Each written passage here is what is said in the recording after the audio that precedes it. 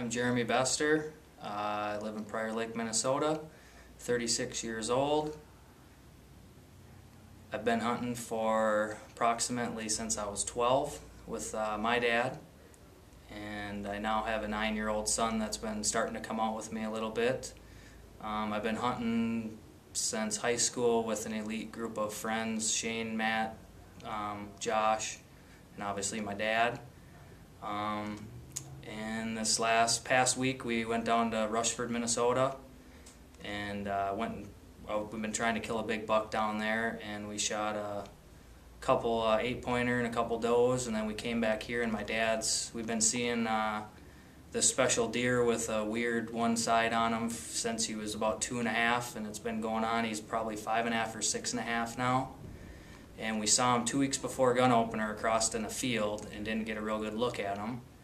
And we came back from Rushford, and my boy got off the school bus at 3:30, and after being in the woods with me a few times down in Rushford, was all pumped and ready to go and wanted to go hunting. So we went out there the day before, and we saw 20+ does and one normal Minnesota 8-point chasing a few does around. And he really wanted to shoot a doe, but I told him we couldn't shoot the doe. We need to try to shoot the big buck that's out there that we've been after for the last 2 years since he became a shooter. And bottom line is, we left the stand that night. My dad had to come out and kind of spook some of the deer out so they didn't get spooked by us. And he got off the bus yesterday, and he wanted to go hunting in the worst way. So I said, all right, let's go. The sun, it was like 3:30. Told him we had to get going real quick. He was out of the house in a matter of seconds. We went out to my dad's, walked as quiet as we could out there, got out there, and we seen absolutely nothing until the sun was going down, the total opposite of the day before. And then I saw what I didn't know what it was, but just a monster rack going through a little clearing into the thicket. And at that point I got probably more nervous than I've ever been nervous in a stand in my life. And my little one didn't really get to see the rack. He saw the deer, and then probably waited there with my heart pumping for 20+ minutes. Finally settled down a little bit. Was telling him to be absolutely perfectly quiet and still and just watch right over that direction. And I was trying to glass it with my binos. I got a pair of Bushnell binos. And range finding over there at 120 to 30 yards depending on where it was. And I know I can shoot my Hornady SST bullets, no problem, 200 yards or better. And all of a sudden my little one was standing next to me, and he just whispered, "Dad, there's the big buck. He's right there." And I told him, "Be quiet, where?" And then I put the binos down and I look over, and he came out. There was a doe that popped up about right where we had seen the buck come from, so obviously I think he was bedded down with the doe. And bottom line is I was trying to get my gun up and get him in the scope and adjusting the scope, getting him in as close as I could, magnifying the scope. And he kept looking at the doe, kept looking our way. I knew the wind was blowing right towards him, which is the total, it changed on us as it was kind of swirling. We're kind of hunting a swampy, tall, grassy area.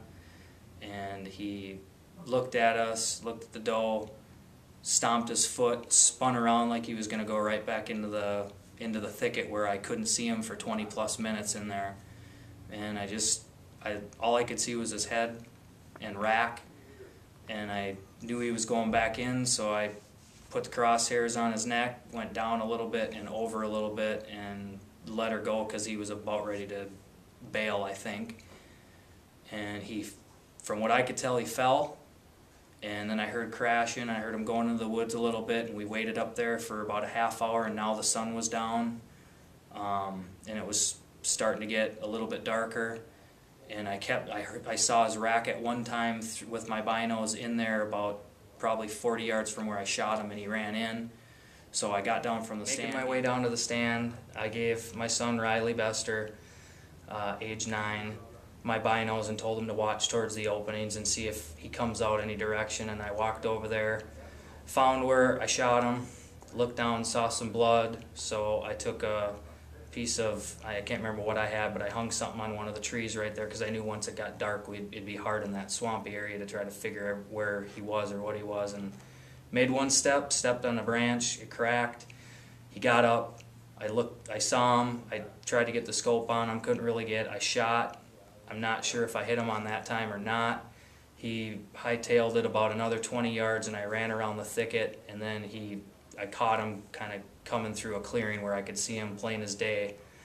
And I just kind of looked down the barrel and fired right for his back, and I shot him and he went absolutely crazy and went right back into the thicket, and I could hear him kind of wheezing. And from then on I walked back to the stand, got my boy down, we walked back up to the house. I called my buddy Shane Raveling, Josh Peterson, and my dad, Bill Bester, to come out and give us some help on trying to track the deer. We gave it about an hour and a half and went back out there with some lights and stuff, and went out there and I was walking and we found some blood. My dad was following the blood. We were kind of walking around, kind of circling around like you're supposed to do. And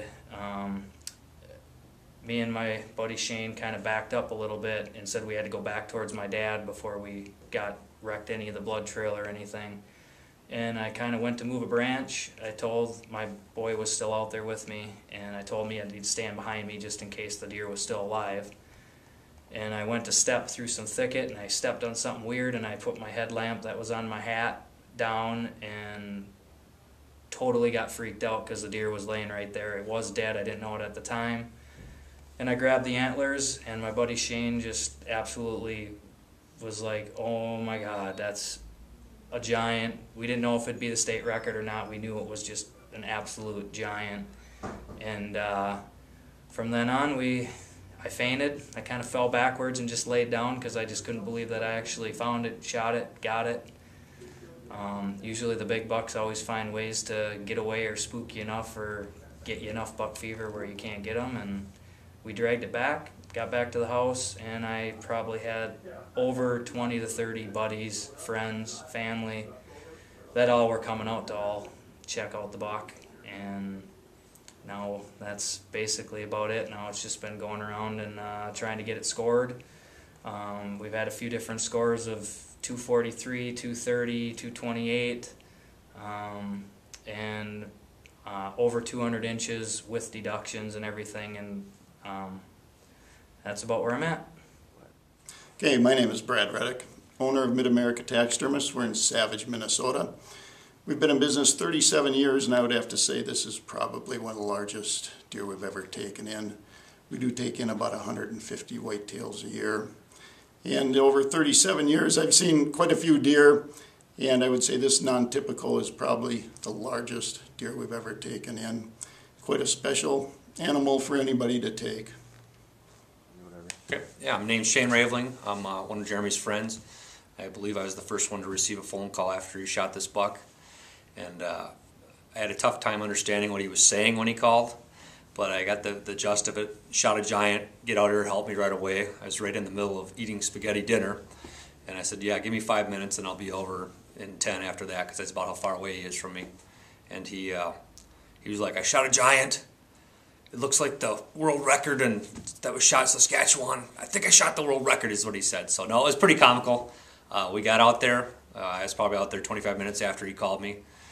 We did some tracking, and we found the buck, and it was just unbelievable. When we first saw it, we were both just in awe. I'm not speechless very often, and I just did not know what to say. It was just massive and just unbelievable. And we took it from there and drug it out of the woods or out of the swamp, and took her across a little john boat across a little creek about 10 feet, and got it on the other side and drug it up to the shop, and that's the story.